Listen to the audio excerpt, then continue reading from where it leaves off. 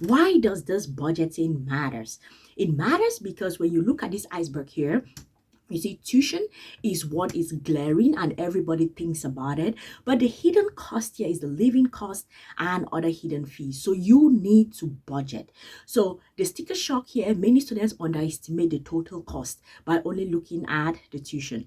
Tuition versus reality, tuition is only half the battle.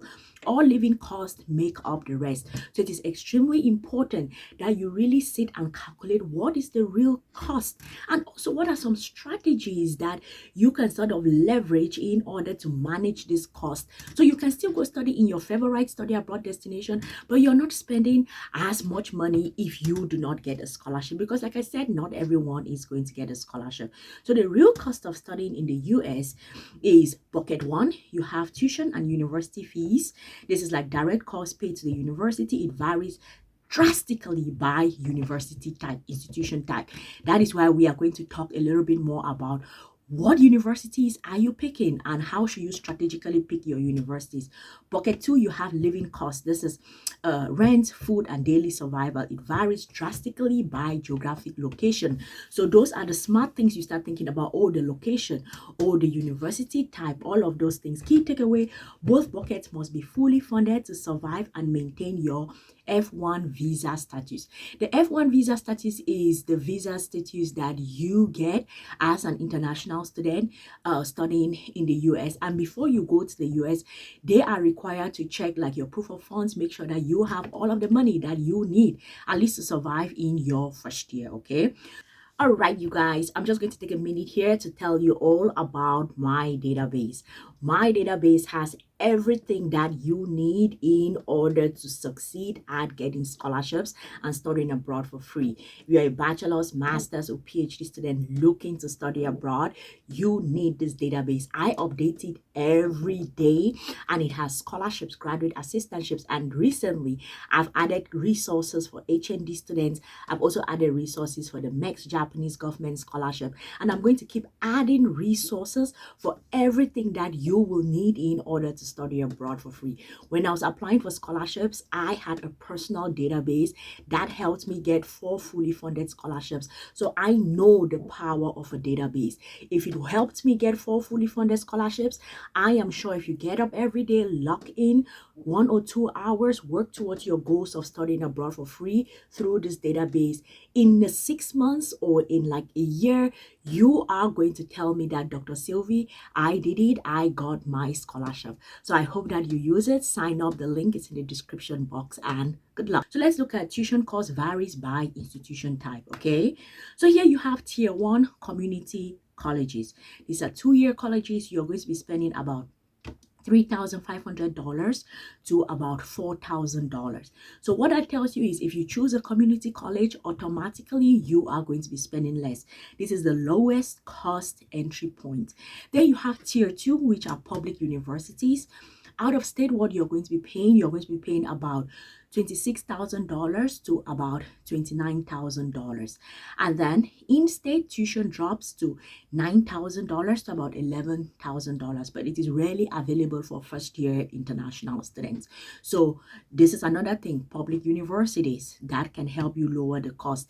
It's not going to lower the cost as much as it will for the community colleges, but still.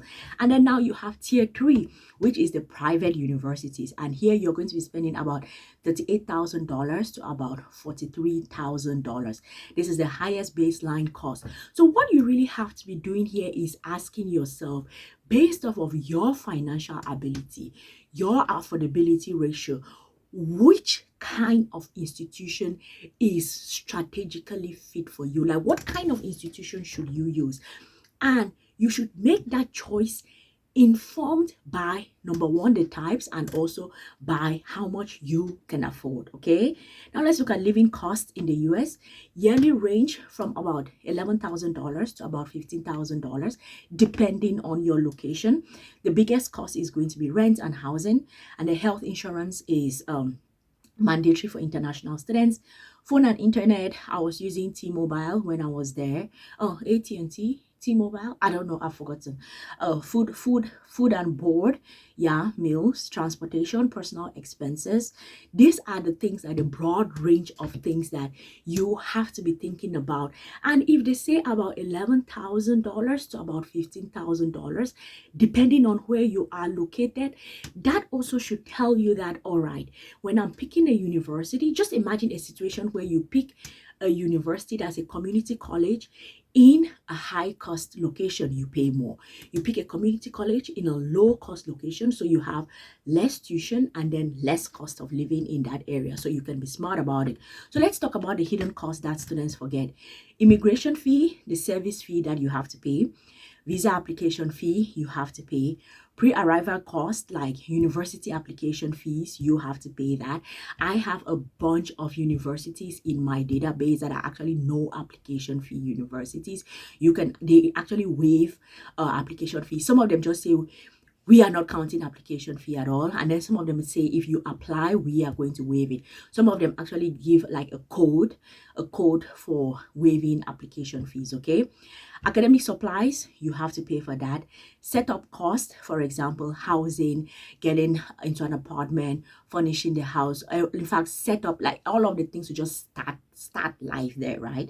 And then climate adaptation, for example, when I came to Japan, it was actually spring, and I was coming from a relatively hot place, and it was pretty to me at that time. Right now, I don't think spring is cold at all, but at that time when I came, I was like, oh my goodness, it is so cold, and I actually had to go out there and shop for jackets. So that is why they're talking about like relook like that kind of adaptation costs in the country, because if you go in and it's like winter, then you have to probably go and do some shopping, right?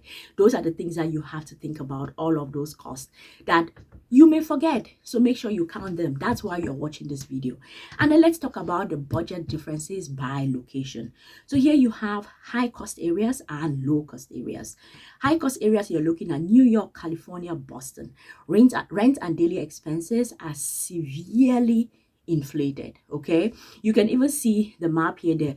Those locations, New York, California, they are actually painted, what color is this? Orange, right? And the low cost areas, you have the Midwest states, southern states, smaller college towns. Rent is significantly cheaper, tuition is often lower. So you're thinking about Florida, Wyoming. So those are the places that you all should be going to in case money is an issue. And as you can see here, green, and look at this map here. You look at the green and then look at the orange. What you see is that the US actually has more affordable locations, or at least cheaper locations, compared to the more expensive places, because we are looking at just two. We're looking at California, Boston, and then New York as the expensive places, right? But all of those mid states, all those Midwestern, everything is green. So I think that you can really find a relatively cheaper place if you do the research.